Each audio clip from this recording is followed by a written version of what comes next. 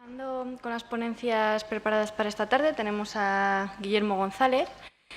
Personalmente estoy encantada de poder presentarle, ya que yo le considero un hombre admirable, pero bueno, al margen de lo que yo considere, ya que estoy aquí para presentarle, diré que es médico, que tiene un máster en sexualidad humana y otro en bioética y derecho, que es vicepresidente de la Federación Española de Sociedades de Sexología, que es presidente de la Federación de Planificación Familiar Estatal, que es coordinador de ética en la Asociación Sexualidad y Discapacidad, y además de todo esto, es profesor en varios másteres de sexología.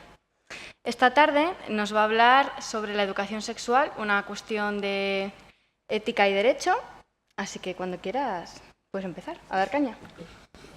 Pues buenas tardes a todas y los otros 5 que somos. Somos 5, creo que he contado.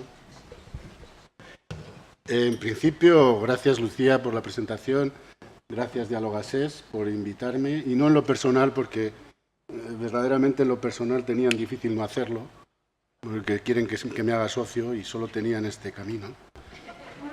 Pero sí que en serio quiero agradecer que hayáis dado un espacio a la ética y los derechos, que si bien toda la mesa ha hecho, digamos, de forma indirecta alusión a los derechos y a la ética, la verdad es que luego a la hora de la verdad brillan por su ausencia.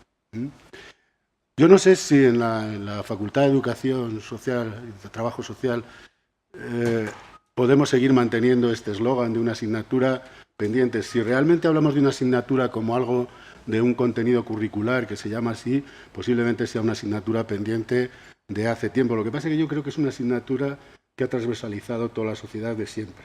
Es decir, el silencio en sexualidad, en educación sexual. Y cuando no ha sido el silencio, intervenciones puntuales basadas en la pedagogía del miedo y del oscurantismo, evidentemente lo que venimos es suspendiendo sistemáticamente en esta asignatura.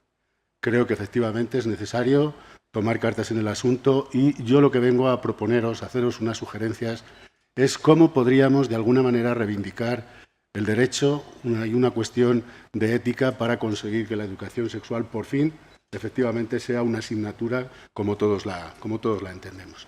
Mirar, si alguien todavía tiene dudas de que esto es una necesidad, pues mirar, cuando Dialogasés se empezó a lanzar estas jornadas en prensa, incluso de hace 3 días, se oían comentarios de, bueno, esto de la educación sexual otra vez, ¿qué necesidad habrá? ¿Pero por qué se meten en estas cosas? Es una cuestión más bien privada, ¿por qué quieren hacer educación sexual? Esto es de hace 3 días, han sido varias notas de prensa que nos iban llegando indistintamente, pero si queréis algo más genérico, más digamos de tipo general, pues aquí tenéis un estado como Malta, un estado conservador a ultranza y que realmente ha visto la necesidad de legislar prohibiendo absolutamente los tratamientos de reconversión en cuanto a orientación sexual e identidad sexual. Han visto la necesidad de prohibir a aquellos profesionales que todavía se empeñan en cambiar la orientación sexual y la identidad sexual de las personas. Tenéis también ahí una especie de pantallazo de un grupo que es muy beligerante en cuanto a que tiene que ver con las cuestiones sexuales. De hecho, pues intentaron y consiguieron pues, que desapareciera la educación para la ciudadanía. Siguen peleando por la cuestión de que la ideología de género pues, es un peligro que nos va a llevar a la hecatombe. Y, evidentemente, países tan supuestamente democráticos como Alemania, que de repente y con carácter retroactivo quiere pues, suspender los matrimonios de aquellas personas infantiles que les va a costar tener que salir del país. Es decir, y esto es de este año, del año pasado y de hace muy poco tiempo. Es decir, todavía hay una necesidad de que aquellas personas que creemos que la educación sexual es una necesidad y una necesidad, por supuesto, vital, debemos afrontarlo y tener el valor de defenderlo. Mirad, para la gente que trabajamos en sexología, en sexualidad, es, por decirlo de alguna manera, nuestro marco de trabajo. Nuestro marco de trabajo se basa en el hecho sexual humano, en un proceso de sexuación que lleva a través de distintos procesos a un desenlace definitivo que nos obliga a conocernos, que tengamos una identidad sexual, que nos sintamos hombres, mujeres o trans, sea lo que sea, que nos identifiquemos y estemos a gusto con esa identificación. Cuando vivimos un tipo de sexualidad y nos relacionamos, tenemos una serie de actitudes que nos llevan a conocernos y aceptarnos desde nuestra diversidad. Y, por supuesto, la parte erótica, que es una de las cuestiones en las cuales aquellos detractores de la educación sexual le tienen más miedo, todo lo que tiene que ver con el contacto, con el entrar en contacto los cuerpos, con la caricia, con la erótica, que es la expresión de esa identidad y de ese conocimiento y de esa aceptación que tenemos de nosotros mismos. Y todo ello encima permeado y transversalizado por un contexto cultural que evidentemente no es ajeno, porque ya dijo alguien hace muchos años que en cuanto la biología asoma, la cultura la pinta de algún color. Y en función de dónde nos desarrollamos, dónde crezcamos o dónde nos eduquen, nuestra identidad, nuestra aceptación y nuestra forma de expresión puede variar y muy mucho además, y lo veis a diario en las distintas costumbres morales, las distintas costumbres ideológicas e incluso las distintas costumbres políticas. Y todo ello basando en la diversidad sexual. Todos somos diversos, es una de las garantías de la sexualidad, que nos hace individuales pero diversos, y por supuesto, sin perder de vista toda la diversidad funcional de aquellas personas que, por una parte, podemos estar capacitadas para algunas cuestiones y no tan capacitadas para otras. En una palabra, lo que queremos, como decía Jenny en la intervención inicial, lo que queremos es educar todas las sexualidades. Es decir, no podemos hacer trampa y pensar que hay ciudadanos o personas con una valoración que merecen una educación sexual completa, íntegra, con todo tipo de detalles, y personas que por su situación, su diversidad funcional e intelectual, deben pasar al ostracismo y deben pasar como personas ni deseables ni deseantes. ¿De acuerdo? Es decir, nosotros lo que pretendemos es educar todas las sexualidades. Fijaros, yo participé en la elaboración hablaban de los derechos. También tengo mi opinión sobre los derechos, os las daré. Pero tuve el privilegio de participar, porque me cedió su lugar un buen amigo que está aquí ahora en la sala, Iván, en la Estrategia Nacional de Salud, que desarrolla la Ley 2/2010 de Salud Sexual y Reproductiva e Interrupción Voluntaria del Embarazo, que así se llama la ley, por más que se empeñen los detractores en circunscribirla al embarazo no deseado de la interrupción voluntaria, porque parece ser que les crea más beneficios en cuanto a su detracción. Se llama Ley de Salud Sexual y Reproductiva e Interrupción Voluntaria del Embarazo. Hay una estrategia nacional que se aprobó en 2010 y que ya prácticamente está obsoleta. Solo 3 comunidades la han retomado: Navarra, Valencia y Aragón. El resto es una estrategia que muere un poco por agotamiento. La ley tampoco sabemos muy bien qué va a pasar, pero parece ser que hay movilizaciones para retomarla. Y nos planteamos, cuando hicimos la estrategia, por no andar repitiendo constantemente en cada capítulo de aquella estrategia y en cada línea estratégica todos los grupos de vulnerabilidad, intentamos desarrollarlo en un grupo completo. Es decir, además de las carencias que hay en atención y en educación sexual, no olvidemos todos estos grupos que tienen una especial vulnerabilidad, como son los grupos distantes en edad, los niños y los ancianos. Fijaros que los niños, la Estrategia Nacional de Salud, la ley, se elabora desde un estado de población en el cual los comités de ética impiden preguntar a menores de 16 años sobre sus vivencias sexuales, avalándolo en un temor a que, si se hacía esa investigación, evidentemente íbamos a provocar en los niños una necesidad de vivir, una necesidad promiscua, una necesidad de no sabemos qué tipo de necesidad, porque creemos que las necesidades estas promiscuas y sucias están en la mirada de quien observa estos comentarios. Verdaderamente lo que pensábamos es que antes de los 16 años hay mucha vida sexual. Cuando educadores y padres han hecho manifestaciones de lo que creen que viven los niños sobre su sexualidad, se han llevado grandes sorpresas cuando han podido, algunos que se han atrevido a preguntar directamente a los niños, la sorpresa ha sido mayúscula. Por supuesto, otros grupos que están totalmente fuera de los cauces o de las líneas de educación estratégica sexual son todos a grupos lesbianas, gays, transexuales, bisexuales.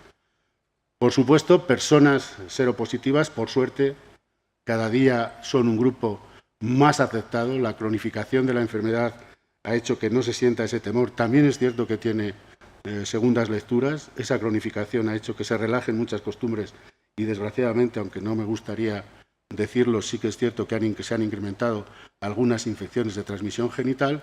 Y, por supuesto, con las personas con algún tipo de discapacidad o diversidad funcional, y otro grupo que tampoco es muy visible porque son enfermedades que se llaman raras o infrecuentes porque afectan a muy poquita gente.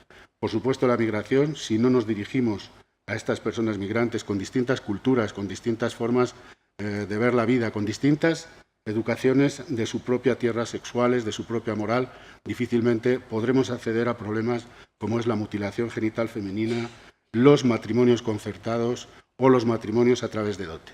Y, por supuesto, la violencia sexual.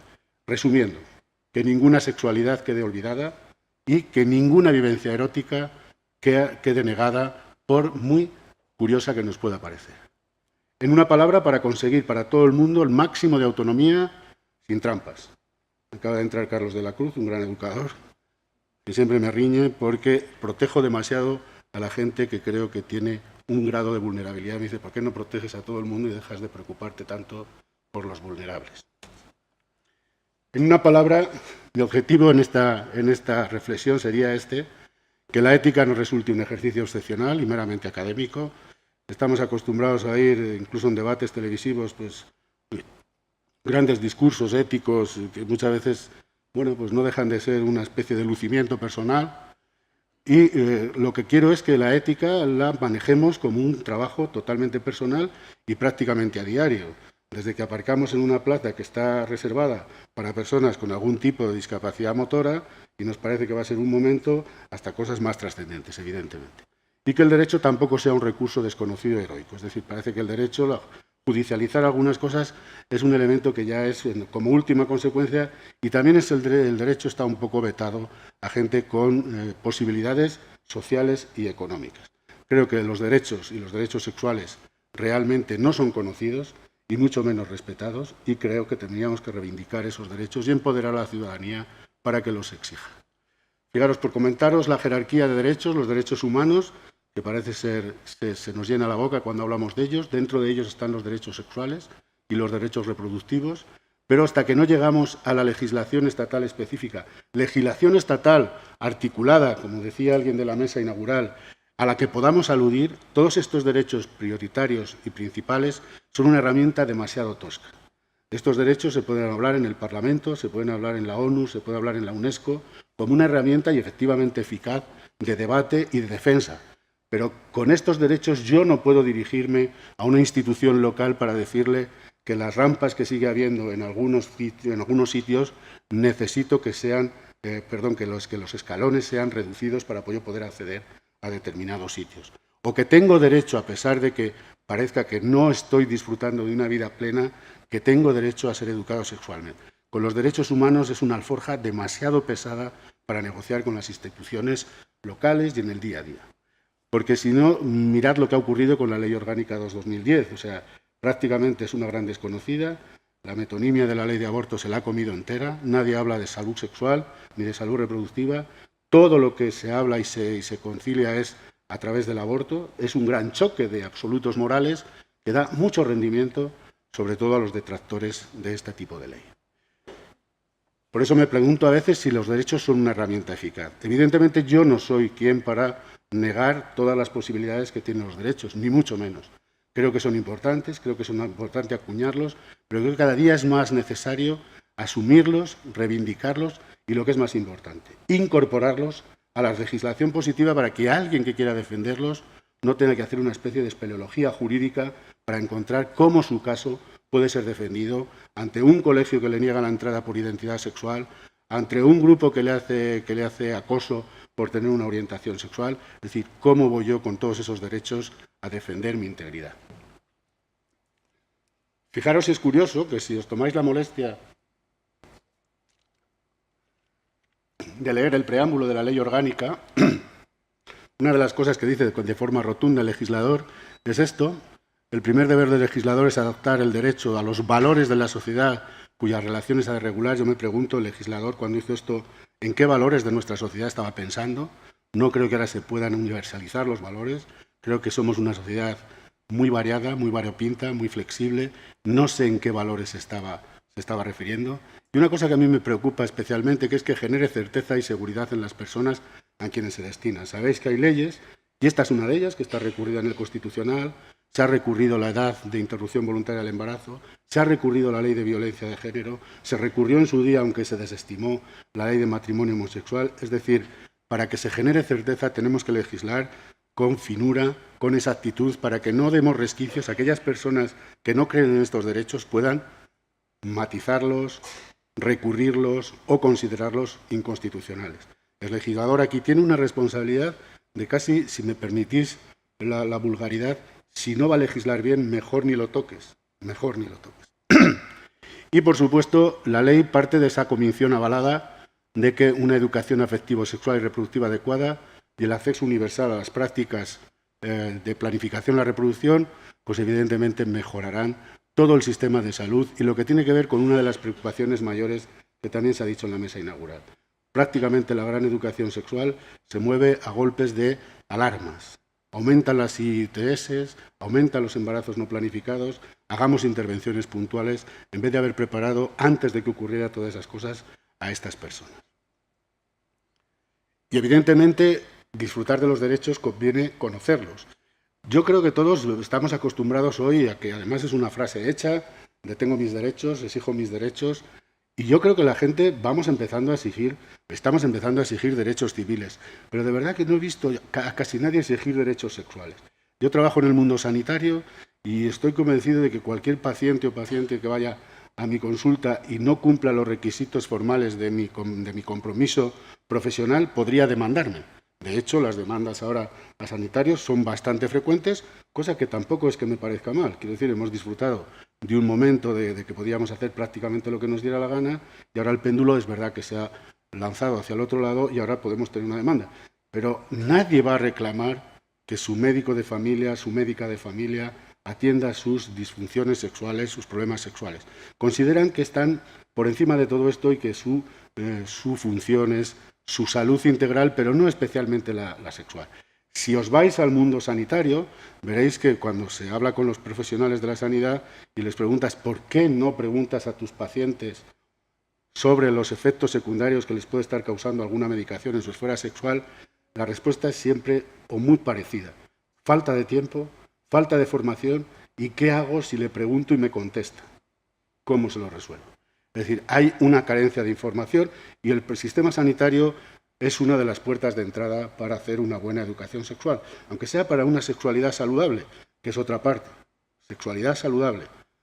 Los sustantivos, la sexualidad, los adjetivos, la salud, y no al revés. Y como garantía no creo que sean suficientes los derechos, por eso yo hace tiempo que decidí más indagar sobre las cuestiones éticas que me parece que son más exportables. Es decir, cuando alguien le enfrenta con un derecho siempre puede haber una interpretación de leyes, pero cuando uno le enfrenta sobre lo que es la vida buena, que es la ética, evidentemente tiene menos resquicios y tiene menos posibilidades de escaparse. Efectivamente, hay un hecho que es incontestable. Si estamos hablando de dos extremos morales en los cuales unas personas creen en una verdad revelada, somos frutos de una creación divina y solo esa persona, quien nos ha creado, tiene la capacidad de decidir, legislar y, lo que es más curioso, juzgar, eso sí, con una posibilidad de arrepentimiento al final que nos salvará a todos, diferenciándolo de las personas que creen que somos fruto de una evolución humana y que estamos aquí para arreglarnos la vida lo mejor que podamos, respetándonos sin necesidad de que nadie nos dicte unas normas. Yo creo que la educación sexual se defiende perfectamente desde los principios básicos de la bioética, beneficencia, hacer el bien, que no el paternalismo. Hay una educación que podría ser humanitarista y otra que es humanista. La humanitarista sigue adoleciendo de este efecto de paternalismo de yo sé lo que necesitáis y os lo voy a contar. Os guste o no, os lo voy a contar porque creo que lo necesitáis. Y una humanista que lo que pretende es la libertad del ser humano y educa con un conocimiento científico basado en una evidencia, si no del todo científica, sí al menos empírica, y realmente sin paternalismo ninguno. Como también diría mi querido maestro Carlos de la Cruz, no solo hay que enseñar lo que sabemos que nos piden, sino también lo que sabemos que necesitan. Es decir, debemos anticiparnos a esos conocimientos. Por supuesto, hacer una educación con no maleficencia, es decir, realmente sabemos que la pedagogía del miedo no ha servido. Asustar a la gente como hacíamos en una época, o se hacía en una época, cuando queríamos prevenir infecciones de transmisión genital, poniendo un pantallazo de este tipo pues con chancros, con sífilis, con úlceras y tal, que sobrecogíamos el alma de la gente y realmente, bueno, pues en aquel momento estaban sobrecogidos, luego se les solía pasar, por suerte, pero realmente en aquel momento estaban sobrecogidos, o viendo adolescentes que habían tirado su vida con embarazos no planificados, y la pedagogía del miedo efectivamente no ha funcionado. Sabemos que no funciona. Cuando damos un mensaje negativo sobre determinadas cosas, la gente lo que hace es desconectar del mensaje, se olvida o apaga la televisión si le ponemos un accidente de tráfico y tiene que conducir, o si le pintamos una calavera en un paquete de tabaco. Al final, pues se compra una funda, una pitillera y mete los cigarrillos ahí. Por supuesto, una educación sexual que promueva la autonomía moral y de libertad, que cada uno elija tener, no tener, con quién, cómo, cuándo tener o no tener relaciones, o vivir una vida totalmente ascética, mística y recogida. Y, por supuesto, la justicia. Esto es un elemento innegociable. Es decir, no puede ser que las élites sigan disfrutando de todos los privilegios educativos, de todos los privilegios que tienen que ver con la atención, todos aquellos que pueden pagarse una educación o que pueden pagarse una atención específica. Todo ello basado en la dignidad que todos tenemos por el hecho de estar aquí, buscando el libre desarrollo de la personalidad y, por supuesto, respetando absolutamente la vida privada. Creo que una de las dificultades en cuanto a que la educación sexual sea una asignatura, insisto, desde el punto de vista conceptual de lo que es una asignatura curricular, está en que no hemos sabido fundamentar esa necesidad. Creo que hemos pasado, pues muchas veces, del miedo al exceso, es decir, cuando hacíamos educación sexual en las aulas a niños, una gran preocupación del claustro y de los padres era ¿qué les vais a contar? Como si el exceso de información pudiera crear algún peligro. Los que trabajéis más, yo ahora lo tengo un poco olvidado, pero los que trabajéis más con niños sabéis que son auténticas esponjas, pero que quieren absorber aquello que les interesa y que el resto del discurso les sobra. Es decir, si preguntan una cosa y les contestamos, les podemos dar una charla o una chapa, como se dice ahora, tremenda, que de la chapa tirarán lo que les sobra y se quedarán con lo que quieren saber. Nunca ha sido un problema, ni siquiera el exceso, o el miedo al vacío, la ausencia. Este miedo que realmente es el que a mí me preocupa, es el que no suele preocupar a los políticos y a los que deben hacer las políticas de educación. Porque el miedo al vacío, es decir, si un niño o una niña a determinada edad no pregunta por una cuestión sexual, yo me preocuparía. Yo me preocuparía porque realmente lo que nos está demostrando es que se ha instalado en un silencio porque alguien, o él ha intuido o ella ha intuido, que de eso no se debe hablar y mejor callarse y mejor no preguntar. Y si ese vacío no lo llenamos, alguien lo llenará. Y puede ser una revista, puede ser una película o puede ser cualquiera que no tenga necesariamente un nivel de información correcto. Creo que uno de los errores ha sido buscar fundamentos a la educación sexual, en algunos casos como recurso para evitar cosas.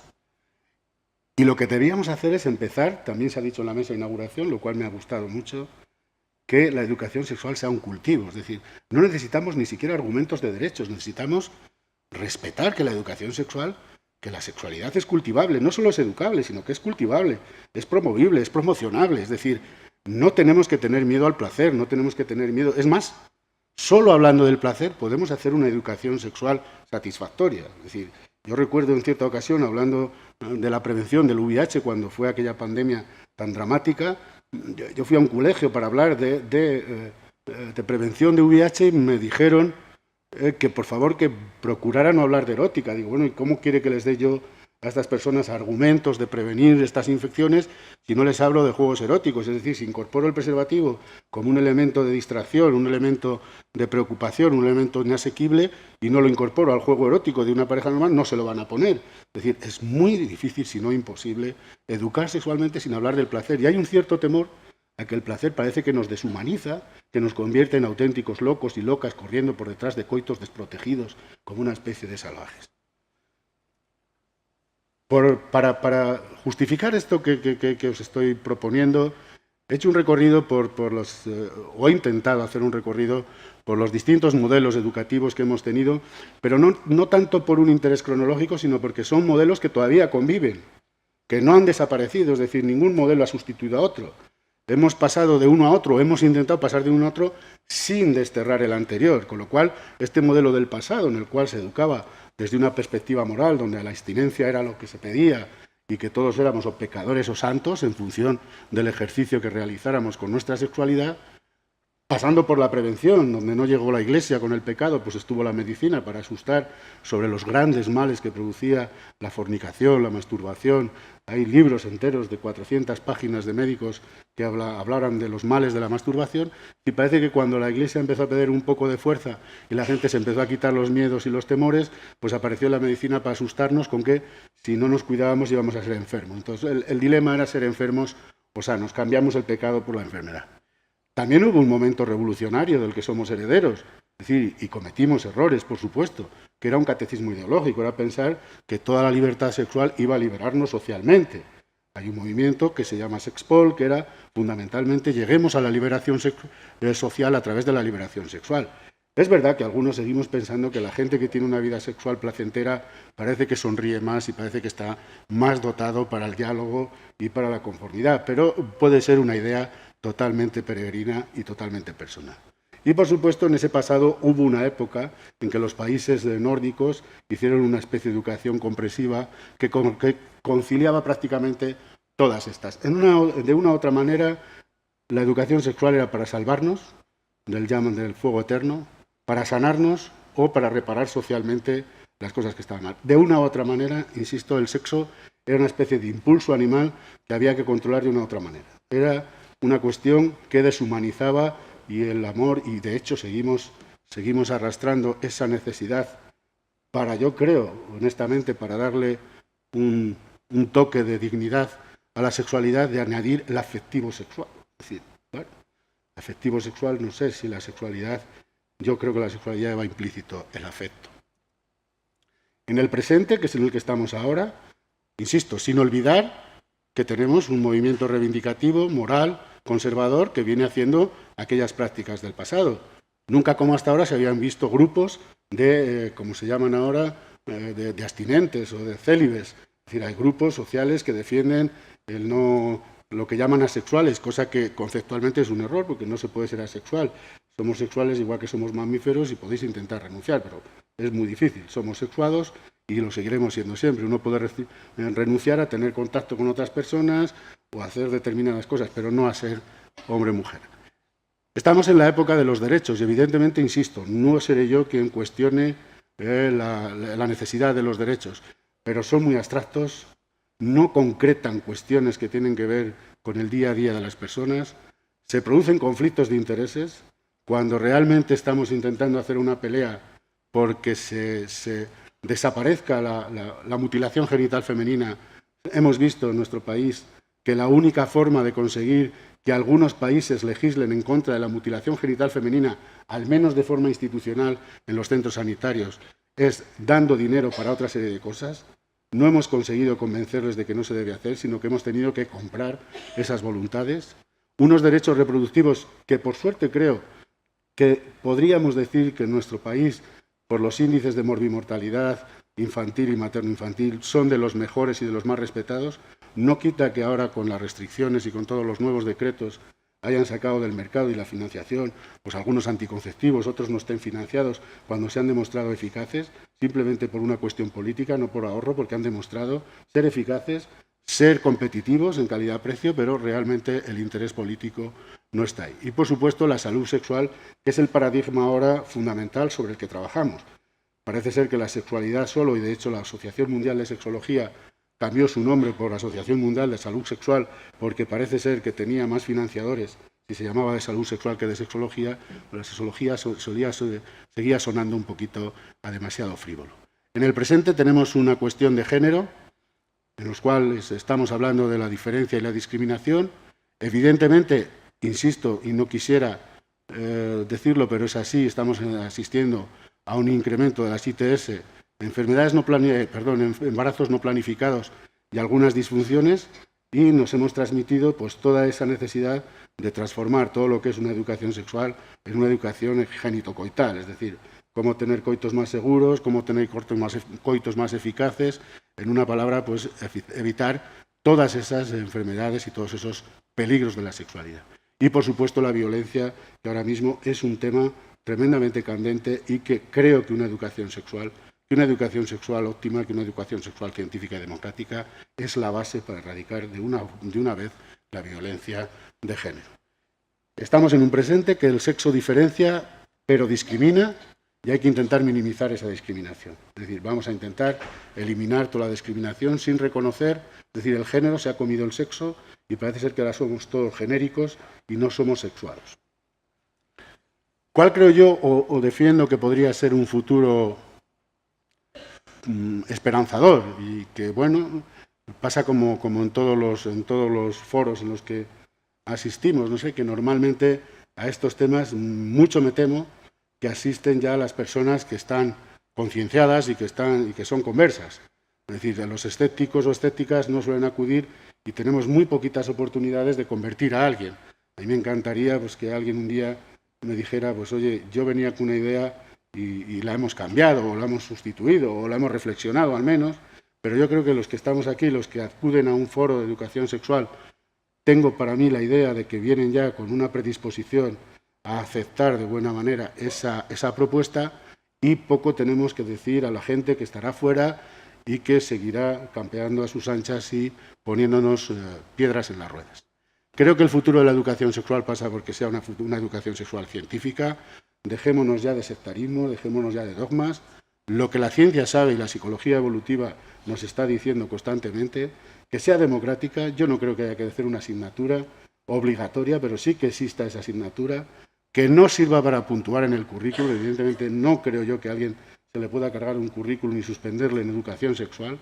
Por supuesto que tenga que ver con las biografías, respetando las biografías de cada uno y, lo que es más importante, respetando lo que sabemos a día de hoy, con un conocimiento basado en una evidencia, si no en científica del todo, porque, insisto, es muy difícil tener evidencias científicas en sexualidad, porque hay muchas limitaciones para hacer esas investigaciones, que sea empírica y que en el futuro pues, la diversidad sexual y la diversidad funcional sean la norma y no la excepción.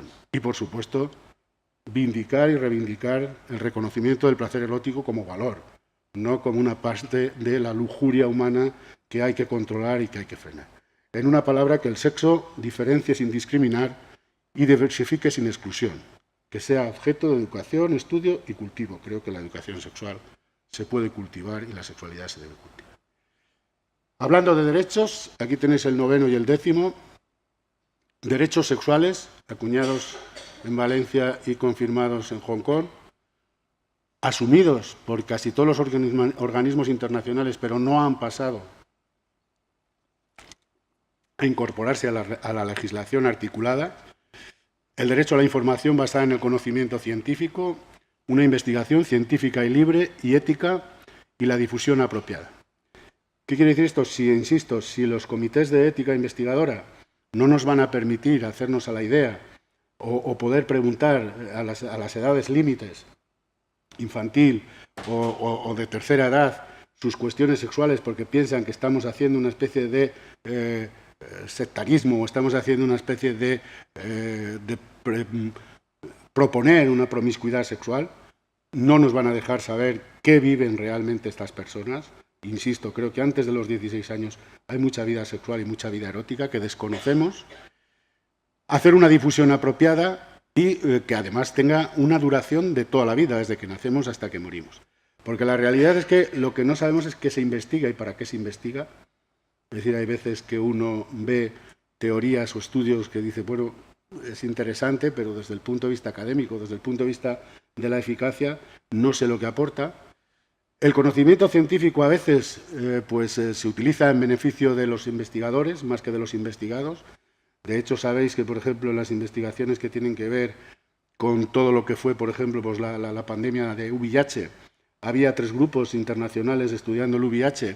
Algunos de ellos habían agotado vías de investigación, sabían que no conducían a nada y se callaron para que el otro grupo siguiera por esa línea y les diera tiempo a ellos a rectificar. Es decir, si el conocimiento no se socializa, no estamos haciendo nada. Es decir, si conocemos cosas y no las socializamos y no las exponemos, difícilmente van a llegar a las personas que lo necesitan. Y, por supuesto, una educación sexual, porque no es posible no educar. ¿Quién educa? Pues, evidentemente, primero la familia, debería ser el embrión. Los padres, madres tienen algunas veces temores o piensan que puede ser una necesidad demasiado erudita para educar a sus hijos, pero también los niños aprenden pues, con observación, con actitudes, no necesariamente hay que ser un erudito. Educar de la forma más natural posible y desde el principio. O sea, desde el principio, incluso desde los años más tiernos, los niños pueden ver comportamientos y actitudes sexuales positivas.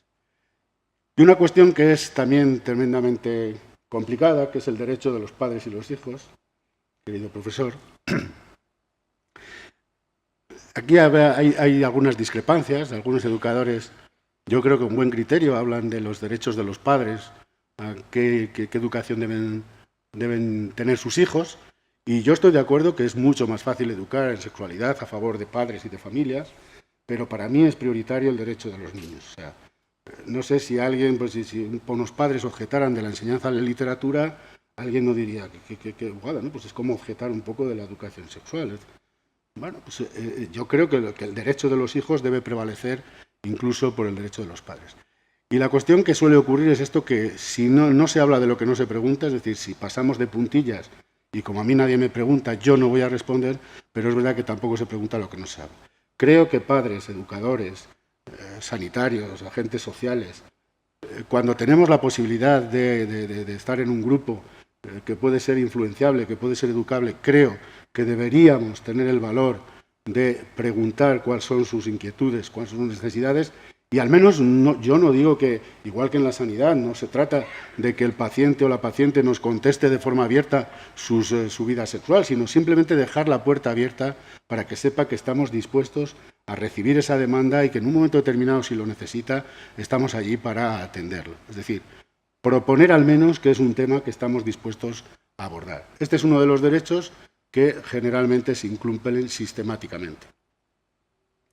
Y, por supuesto, el derecho a la atención a la salud sexual, que es una forma de educar. Cuando las personas que nos formamos o que formamos en sexualidad, en sexología, hablamos de las zonas de intervención, educación, asesoramiento, terapia, investigación, tenemos la conciencia de que es un continuo. Es decir, hay terapias que son simplemente educación, es decir, que estamos resolviendo meramente cuestiones de información o de desinformación, igual que hay intervenciones educativas que son terapéuticas. Si diéramos una clase, a lo mejor aquí ahora, pues de educación sexual, sobre disfunciones sexuales, y pudiéramos explayarnos en detalles, pues a lo mejor alguno de nosotros o nosotras saldría con la tranquilidad de verse reflejado y decir, pues si lo mío no es una enfermedad. Que sea eyaculador precoz, oye, pues parece que le pasa a mucha gente, tampoco a lo mejor soy yo un rarito, que tenga disfunciones eréctiles o algunas dificultades en la consecución orgásmica. Bueno, pues un proceso educativo puede resultar altamente terapéutico y viceversa. Un proceso terapéutico no puede ser perfectamente simplemente una cuestión educativa y de resolver dudas.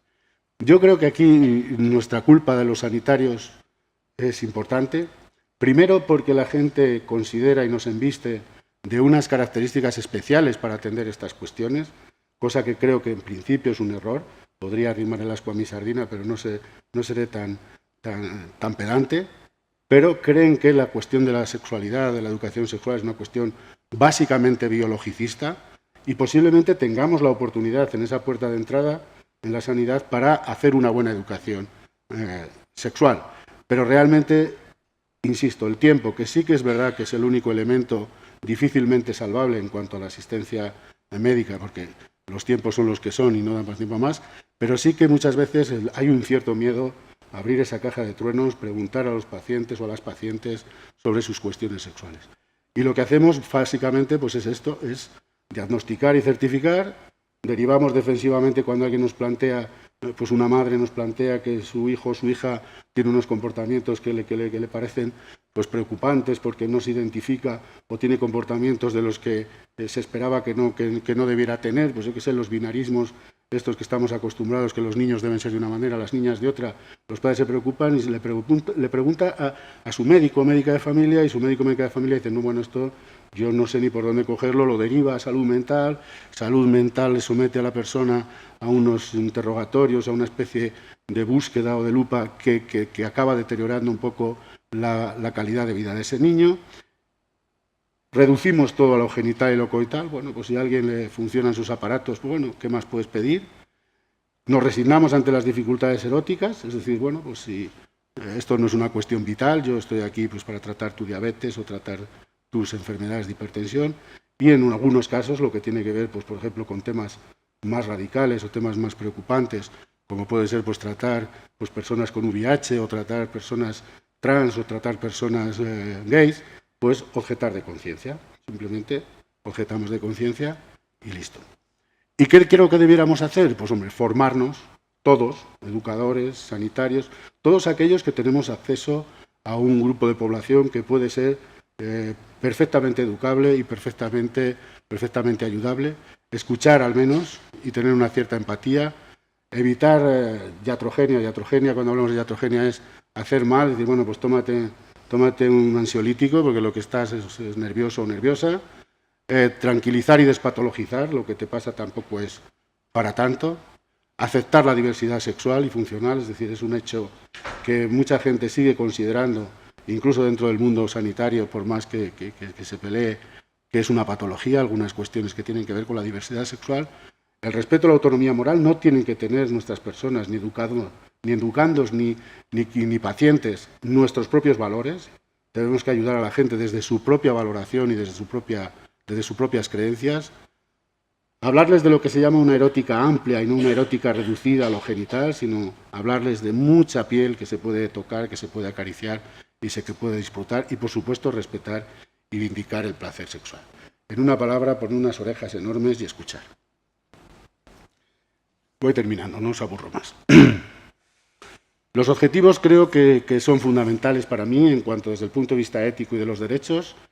Es, como decía un educador, fijaros, un educador del siglo XVI-XVII, que decía que pero aquel que consiga que los miedos se mantengan alejados de las pequeñas raíces de la certeza, habrá ofrecido algo grande. Quitar miedos, desmitificar tabúes, mitos, preocupaciones, angustias, es algo grande ya. No necesitamos tampoco ser, insisto, específicamente doctos en materias que tienen que ver con eróticas, no, simplemente tranquilizar, desmitificar y quitar miedos ya es una función tremenda. Y para los que trabajamos directamente en ellos, que a veces cometemos errores también de pensar que estamos un poco por encima del bien y del mal, pues generar ese conocimiento y difundirlo, investigar, pelearnos con las estructuras políticas e institucionales para conseguir hacer esos estudios que necesitamos, socializarlo, es decir, que no se queden reducidos a nuestros trabajos fin de máster, sino que esos trabajos fin de máster o fin de estudios se difundan y estén abiertos a la difusión general, que no sea para los financiadores. Sabéis que la industria farmacéutica tiene intereses en la esfera sexual, en algunas de ellas, y realmente los estudios que no confirman sus expectativas los ocultan. Que sepáis que muchos fármacos que se están utilizando en la esfera de la respuesta sexual tienen que ver con errores de que se salió para una cosa y resulta que comprobaron que producía otra y ha dado muchos dineros de esa manera. Hay muchos administradores gubernamentales que cuando las estadísticas no favorecen sus criterios también las ocultan, no las publican, y por supuesto que el beneficio sea para la población estudiada por encima de todo. Durante mucho tiempo, y esto de la bioética tiene que ver con aquellas investigaciones que se hicieron en la época de la Segunda Guerra Mundial o con la aparición de la bomba Hiroshima y Nagasaki y los experimentos que hacían los americanos, algunos americanos, perdón, con personas, pues por ejemplo, de síndrome de Down, que les inyectaban el virus de la hepatitis para ver qué resultados daba, qué evolución tenía la enfermedad, pues se les ocurrió, ¿por qué no investigar con población Down que al fin y al cabo no se enteraban de gran cosa? O cuando sabían que había un tratamiento para la sífilis y decidieron que a una parte de la población negra no le iban a dar el tratamiento, a ver cuál era la evolución de la sífilis hasta que se morían, si ese era el caso. Es decir, la bioética nace como una cuestión de control de derechos, de control de esa pequeña falacia y esa pequeña pendiente resbaladiza que lleva a la gente a aceptar. Pues como ahora tenemos gente que sabemos o que pensamos que están haciendo clonaciones. Y realmente pues mucha gente tiene miedo a que la clonación acabe creando dictadorcitos por ahí pequeños y la gente no entra en más disposiciones que estas. En una palabra, los objetivos para mí serían minimizar los atentados a los derechos humanos y sexuales, porque si bien es verdad que los derechos como tal, son una herramienta pesada y roma para trabajar, Sí que es cierto que si hacemos una educación sexual, la gente acaba entendiendo sus derechos de una forma más cotidiana y más normal. El saber que uno tiene derecho a la expresión sexual, que saber que un anciano en una residencia tiene derecho a la expresión sexual porque viene recogido en los códigos deontológicos de esa institución, el saber que uno puede dirigirse a otra persona para hablar con ella de sexualidad sin que alguien le acuse de promiscuo o de intentar provocar una cuestión es fundamental y se aprende de la forma más natural. Y, por supuesto, manejar esos conflictos emocionales que pueden surgir. Es decir, cuando nosotros nos vemos enfrentados a situaciones en las cuales se desbordan los sentimientos, como no puede ser de otra manera, porque, insisto, yo creo que la sexualidad la sexualidad incluye de una forma, para mí, sin duda ninguna, los afectos, unas veces más positivos y otros negativos, pero afectos. Creo que la gente aprende mucho mejor a controlar sus vidas. En una palabra, creo que hacer personas libres. Para mí la libertad es uno de los principios fundamentales sobre el cual vale la pena vivir. El resto, posiblemente, podríamos discutir qué grado de libertad podemos alcanzar en una sociedad capitalista, en una sociedad materialista, pero creo que el nivel de libertad que podamos conseguir es importante. Termino diciendo que, bueno, creo que éticamente lo que deberíamos pedir a aquellas personas que son nuestros oráculos en sexualidad y en educación sexual, como los púlpitos, y cuando hablo de los púlpitos, hablo de todos los púlpitos, de todas las religiones, que abandonen esa cruzada puritana y nos permitan condenarnos al infierno, si ese es nuestro deseo. Se han empeñado en salvarnos a toda costa. Los católicos del infierno y, bueno, pues el Islam prometiendo esas 90 vírgenes, que en una no seremos asexuados y en otras religiones pues va a ser un no parar, con lo cual, de una forma u otra, pues están promoviendo que la gente se adoctrine y, lo que es peor, se adocene y siga sus pasos. Al Poder Legislativo, cuando hablabais de los derechos en la mesa inaugural, que ejerzan su función con la vista puesta en los derechos sexuales, derechos humanos, y no con un ojo puesto en el catecismo, sea el que sea el catecismo, y otro en los votos que de los lectores de dicho catecismo. Es decir, muchas de las leyes, evidentemente, no han tenido futuro porque realmente algunos partidos han tenido mucho miedo a sus sectores más potentes a la hora de votar. El Ejecutivo, pues, que dote de posibilidades y garantice el desarrollo de las buenas leyes en sexualidad.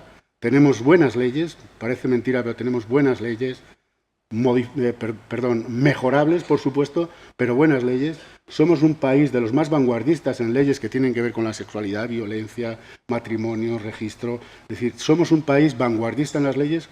Otra cosa es qué hacemos con esas leyes, que sí tenemos reconocidas formalmente, pero el ejercicio de las mismas, si no se implementan, si no se financian, están mal. Al Poder Judicial, que interprete con un criterio democrático y no moral la diversidad sexual. El Código Penal, la verdad es que poco puede decir sobre esto. Tenemos un Código Penal que es tremendamente restrictivo por el miedo a lo que puede pasar.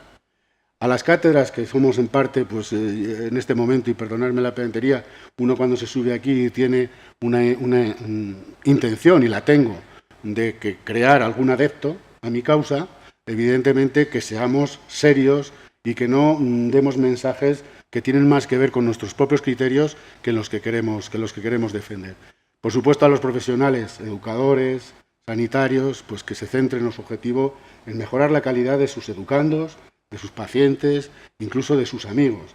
Cuando alguien tiene que soportar determinados comentarios machistas, violentos dentro del grupo de amigos, pues posiblemente éticamente, no digo por derecho, porque insisto, el derecho a mí no me ayuda a gran cosa, pero sí por una ética de la vida buena, deberíamos tener el valor de dar un paso al frente y enfrentarnos incluso con ese amigo o esa amiga que acaba de decir un abutado, que acaba de decir un absurdo o, lo que es peor, una auténtica barbaridad.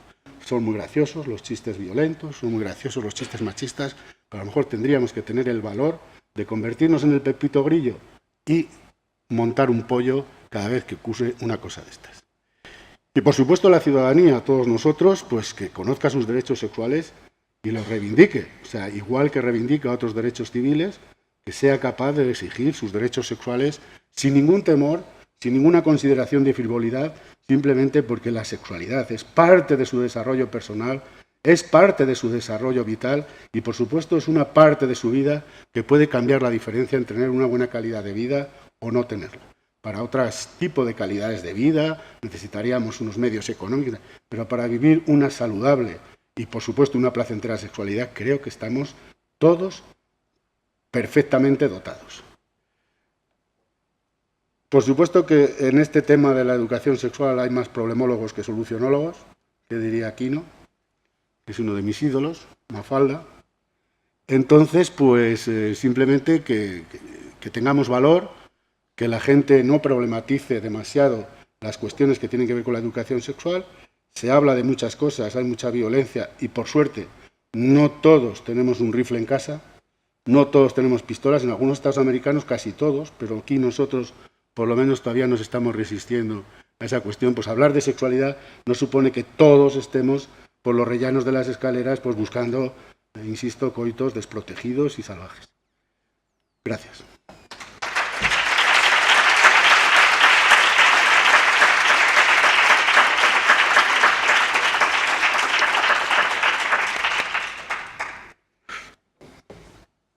Yo no sé si ahora hay un espacio para preguntas o...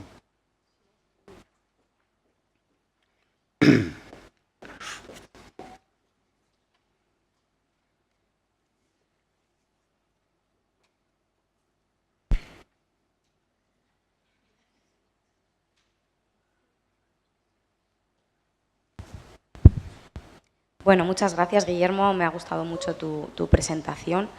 Has repetido varias veces que la sexualidad tiene que ir acompañada del afecto, cosa en la que yo estoy totalmente de acuerdo, y me gustaría que me dieras tu opinión sobre la pornografía y la prostitución, porque hoy por hoy, desgraciadamente, la pornografía es la principal escuela de sexualidad que tienen los niños y las niñas, sobre todo los niños, y la prostitución como esa idea de poder acceder siempre al cuerpo de una mujer. Me gustaría que me dieras tu opinión sobre estas dos instituciones y cómo influyen en la formación de la sexualidad. Gracias. Hombre, sobre pornografía a lo mejor deberías preguntar a Iván Rotella, que sabe mucho de esto, porque en una intervención que el pobre hizo muy digna y muy correcta, el titular del día siguiente era: Iván, los niños aprenden sexualidad con la pornografía, ¿no? Abogabas por la pornografía. Es una broma que le pasó cuando haces una intervención y luego te preguntan los periodistas, pues te sacan un titular de ese tipo. Vamos a ver, yo sobre la pornografía no tengo una especial, digamos, rechazo a la pornografía. Creo que es un material que evidentemente, utilizado de una forma razonable, puede tener su aquel, pero evidentemente lo que estoy convencido es de que permitir que ese modelo de erótica, de genitalidad, sea el modelo que se está exportando a los niños, me parece una auténtica barbaridad. O sea, es decir, sería más partidario de que los niños empiecen a ver, incluso, fíjate, y espero que nadie mañana diga que yo abogo por la pornografía, pero bueno, empiecen a ver y tengan... Yo creo que la educación sexual lo que tiene que tener es hacer un criterio, tener un sentido crítico ante las cosas. Un sentido crítico ante las cosas. O sea, si yo pongo a mis hijos o mis hijas distintas imágenes, unas pornográficas, cuando hablo de pornografía hablo de genitalidad explícita, visual y tal, ¿no? Porque el límite a veces es un poco difícil pero no creo que sea un modelo educativo.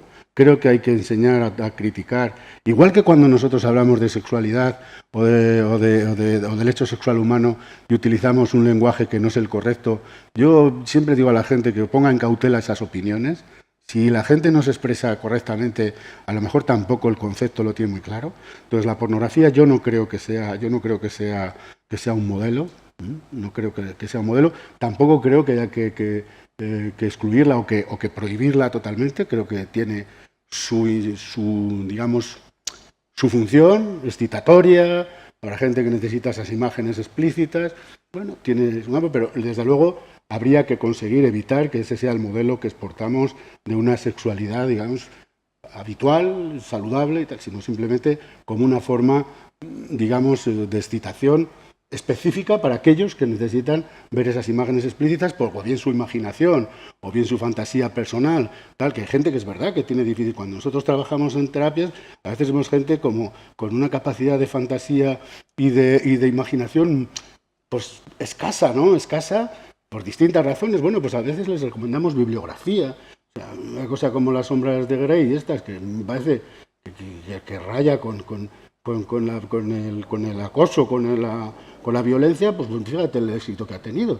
Pero vamos, es una opinión. Habrá gente que ese libro, y de hecho me consta que le ha puesto patas arriba su excitación, ¿no? Pero bueno, en cuanto a la prostitución es un tema complejo. O sea, complejo. Ahí entramos en el derecho al propio cuerpo, pero estamos viéndolo igual y se está equiparando con la maternidad subrogada, si tengo derecho a mi propio cuerpo y tal. Yo creo que la prostitución, evidentemente, yo me voy a mojar. Yo lo que no tengo claro es si realmente algún hombre, digo hombres, también hay prostitución masculina, pero no nos equivoquemos, no tiene nada que ver. No tiene nada que ver. La prostitución masculina es una prostitución de estas de gigolos y tal, no es una prostitución lumpen, no hay proxenetas generalmente, puede haberlos, pero no tanto, al menos. Yo lo que tengo para mí es, ¿verdaderamente hay algún hombre que necesite la prostitución? Es decir, esa necesidad que hemos creado como la profesión más antigua del mundo, ¿realmente los que estamos aquí, hombres, y los que están fuera, en un momento determinado tenemos una necesidad vital de buscar a una mujer y pagarla para que tenga relaciones con nosotros? Yo creo que ahí está la trampa. Yo creo que la trampa está ahí. Yo no creo que nadie de nosotros, hombres aquí, ni creo que nadie, y me puedo imaginar las circunstancias más radicales, o sea, gente gentes que somos gordos, gente que son feas, gente que están hechos un cis, yo qué sé, me puedo imaginar todo. ¿Realmente hay una necesidad vital para que exista la prostitución? ¿Realmente se puede fundamentar la existencia de la prostitución porque si no hubiera prostitución habría más agresiones? Francamente no me lo creo. Dicho esto, para mí la libertad está por encima de todo. Entonces yo no sé qué empezó antes, si el huevo o la gallina, pero siempre que una persona, para mí, ejerza su derecho a la libertad, sin coerción, sin violencia, ¿eh? Casi podría decir que puede hacer lo que quiera. Tengo mis cautelas en el ejercicio de determinadas cosas. Tengo mis cautelas con la prostitución. No sé si alguien puede ser libre para ejercer la prostitución. Yo he hablado con algunas que dicen que sí. Y evidentemente cuando les argumentan algunos salvadores también de prostitutas, y dicen, oiga, y si usted tuviera un trabajo para fregar casas y tal, ¿lo cambiaría? Y dice, pues no, señor. Porque para ganar lo que gano aquí fregando suelos, me tengo que destrozar las rodillas y vamos, echo un polvo y ya me gano lo que gano en un mes fregando casas. Pues no. Y yo puedo entenderlo, decir, oiga, mire, que es que a mí me ha favorecido la estética con este palmito, con no sé qué, y voy a explotarlo, insisto. Lo que dudo mucho, por decirlo algo, mi objetivo de trabajo es si realmente existe una necesidad tan imperiosa por parte de los hombres para que exista la prostitución, que es el argumento que se da siempre, es decir, es una necesidad social. Yo creo que no es una necesidad social. Dicho eso, la maternidad subrogada, que se está equiparando. Hombre, si yo supiera que las mujeres que están subrogando su maternidad están percibiendo el gran monto económico que supone una maternidad subrogada, me lo empezaría a plantear. Cuando una maternidad subrogada cuesta 80.000-90.000 euros en los países del este y la mujer recibe 3.000, después de estar un año encerrada, haciendo todo lo que dicen para que aquello no se malogre, y recibe 3.000 euros de 90.000 que vale, o una mujer americana que vale 120.000 euros cobra 9.000, me parece que algo está mal. Dicho esto, veamos si se puede regular la maternidad altruista. Madres teniendo hijos de hijas, amigas teniendo... No creas que yo lo tengo tan claro. O sea, que la preguntita se las trae bonita. Pero vamos, insisto, sobre la prostitución lo tengo muy claro. No creo, a día de hoy, que sea una necesidad para nada. Creo que nos podemos arreglar de muchas maneras. Hay un problema ahora que se está planteando con las muñecas estas y muñecos que hacen modelos niños y tal. Los vendedores dicen que anda, que no se están evitando pederastias y abusos. Podría ser que a alguien eso le sirva para... Me da que va un poco más allá, o sea, que el que quiere, el que desea niños o niñas, no me creo yo que se vaya a conformar con un sucedáneo. No lo creo, pero bueno, podría ser. Pero insisto, no creo que haya una necesidad ni siquiera de contacto genital, no creo que sea una necesidad vital. Es decir, algunos llevamos mucho tiempo sin contacto genital y no nos pasa nada. Vamos, y yo sé de algunos aquí que no, y están igual. ¿O no, Carlos? No sé. Y hemos tenido una vida joven activa y ahora... No, es una broma, pero quiero decir que por debajo de la broma existe una realidad. Es decir, no creo que sea una necesidad. No creo que sea una necesidad. O sea, no lo creo.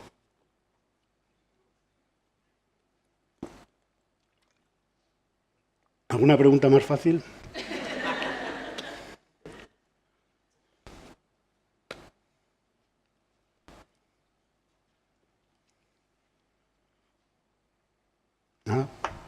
Pues fenomenal, muchas gracias.